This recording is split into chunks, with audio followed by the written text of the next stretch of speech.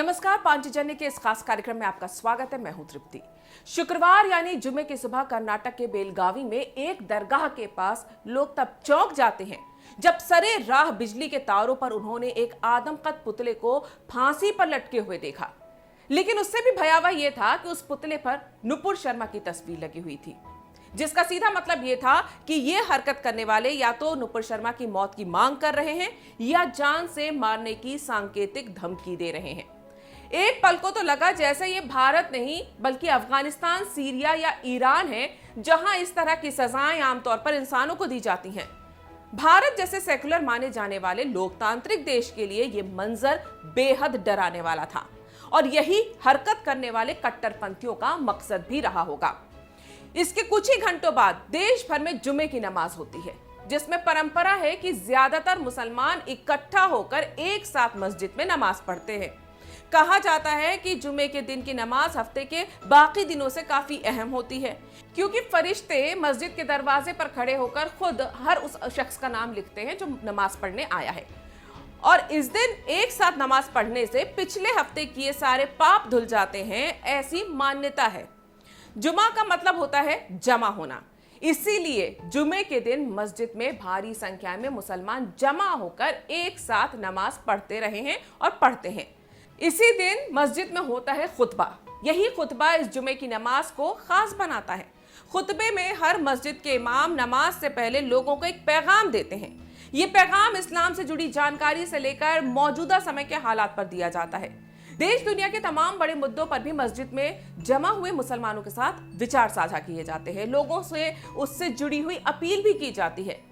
लेकिन जैसे ही इस जुमे की नमाज के बाद लोग बाहर निकले, यूपी के लगभग 10 जिलों, दिल्ली, पंजाब, महाराष्ट्र, गुजरात, झारखंड, पश्चिम बंगाल, जम्मू कश्मीर समेत करीब दर्जन भर राज्यों से मस्जिद से निकली भीड़ पत्थरबाजी करती है, पुलिस पर हमला करती है, हिंसा करती है, सार्वजनिक संपत्तियों को नुकसान पहुंचाती है और देश भर में अराजकता का माहौल बनाने की कोशिश करती है।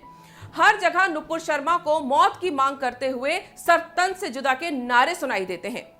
ये सजा शरिया कानून में नबी की गुस्ताखी पर दी जाती है, ना कि भारत के संविधान या कानून में।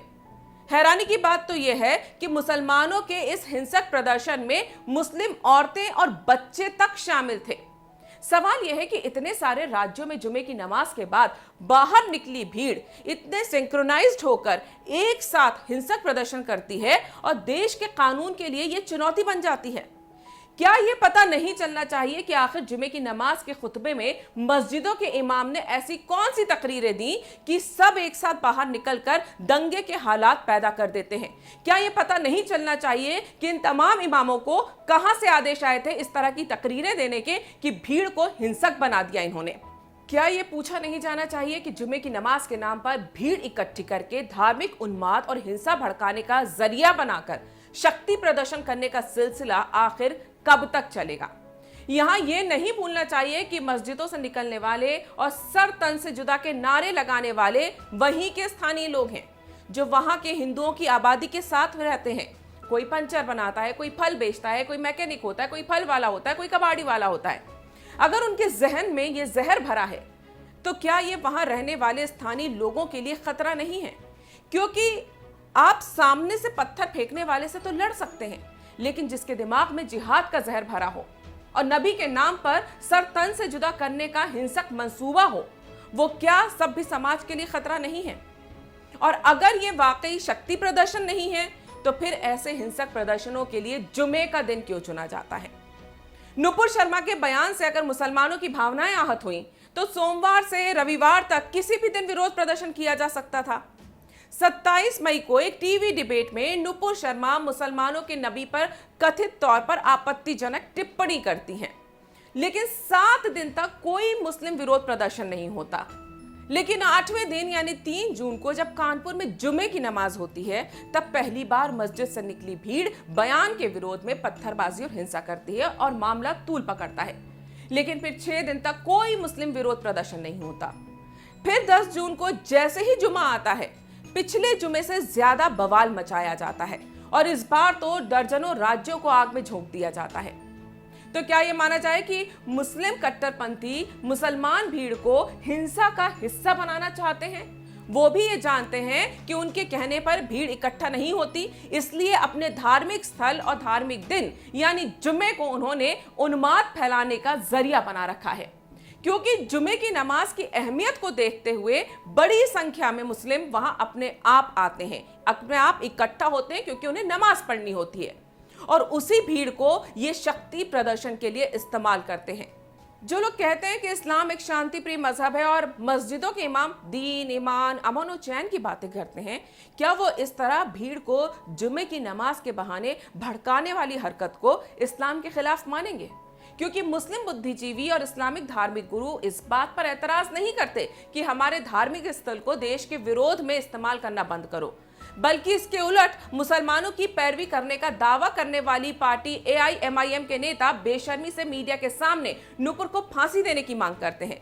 सर तन से जुदा जैसे इस्लामिक आतंकी नारे का कोई मुस्लिम नेता, कोई धर्मगुरु खुलकर विरोध नहीं करता, और दलील ये कि इस्लाम अमन और शांति का मजहब है।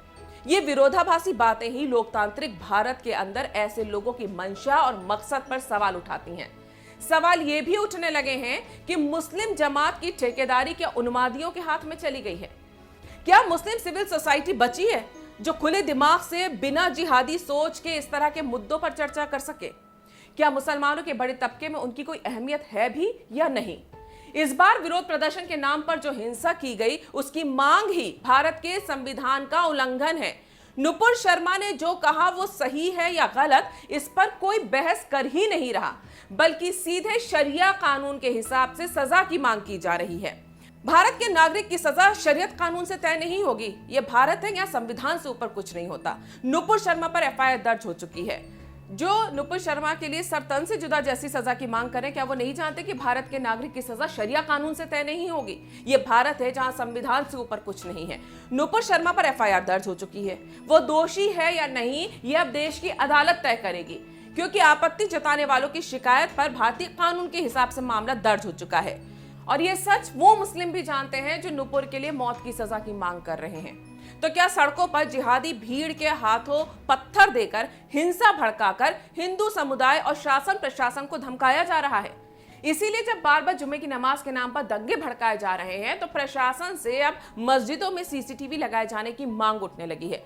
खुतबे के नाम पर क्या कहा जाता है, इसकी रिकॉर्डिंग की मांग उठने लगी है, जिससे देश के सेकुलर और लिबरल भी जान सके कि अमन और शांति के मजहब में जुमे की नमाज के बाद वहां से निकलने वाली भीड़ हिंसक और आक्रोशित कैसे हो जाती है। और अगर इस आक्रोश के चलते नुपुर शर्मा के साथ कुछ हो जाता है, जैसा कि कमलेश तिवारी के साथ हुआ था, तो इसकी जिम्मेदारी किसकी होगी? क्योंकि जिस बीजेपी की वो प्रवक्ता थी, उसने तो उन्हें सस्पेंड करके उनके बयान से ही नहीं बल्कि उनसे भी किनारा कर लिया है। ऐसे में देश में बड़ी संख्या में हिंदू वर्ग में बीजेपी के खिलाफ भी गुस्सा है, और पिछले 2 जुमे से मस्जिदों से निकलने के बाद जो तमाशे हो रहे हैं, उससे बीजेपी पर सवाल उठ रहे हैं कि उन्होंने नुपुर शर्मा को सस्पेंड करके क्या संदेश देने की कोशिश की। अगर पार्टी का मकसद अरब देशों के गुस्से को शांत करना और यहाँ के मुसलमानों के साथ खड़े दिखाई देना था, तो क्या वो हासिल हो पाया है? बीजेपी के सस्पेंड करने और नुपुर के माफी मांगने के बाद क्या देश के मुसलमान शांत बैठ गए? क्या उन्होंने देश के कानून पर भरोसा जताया? क्या जैसे ज्ञानवापी को लेकर हिंदू समाज प्रत्यक्ष सत्य देखते हुए भी कानून के फैसले का शांति और धैर्य से इंतजार कर रहा है? क्या मुसलमानों ने ऐसा किया? उल्टा असहिष्णुता की सारी हदें पार कर दी। यही वजह है कि हिंदुत्व के नाम पर बीजेपी को वोट देने वालों का भरोसा भी यहां डिगने लगा है, क्योंकि जो नुपुर शर्मा के साथ हो रहा है उसकी ना तो संविधान इजाजत देता है, न भारत का कानून और न ही यहाँ का समाज। जानकारों का मानना है कि मोदी सरकार का अगर ट्रैक रिकॉर्ड देखा जाए तो इस फैसले से उनकी राजनीतिक इच्छा शक्ति पर सवाल नहीं उठाया जाना चाहिए।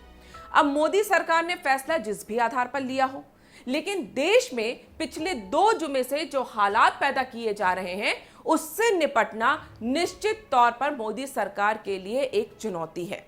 क्योंकि नुपुर शर्मा के पुतले को फांसी पर लटकाना, देश की मस्जिदों से बाहर निकले लोगों का उनके लिए सर तन से जुदा का नारा लगाना और अधिकतर मुसलमानों का इसका मौन या सामने आकर समर्थन करना, ये सब देखकर कोई भी संवेदनशील इंसान यही कहेगा कि भारत की नागरिक, यहाँ के बहुसंख्यक हिंदू धर्म की महिला नुपुर शर्मा ये कतई डिजर्व नहीं करती। हमारे इस खास कार्यक्रम में इतना ही। अगर आपको ये वीडियो पसंद आया है तो लाइक करें, शेयर करें, सब्सक्राइब करें और हमारा पांचजन इकाई डिजिटल प्लेटफॉर्म देखते रहें।